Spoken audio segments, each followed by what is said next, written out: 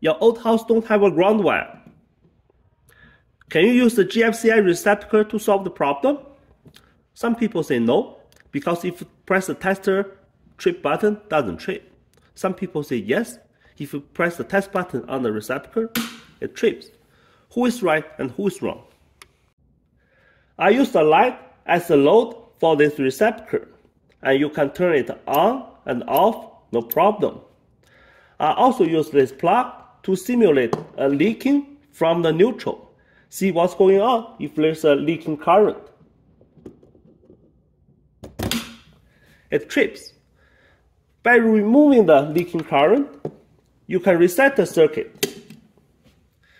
So yes, if your house don't have a ground wire, you can use a GFCI receptacle to solve the problem.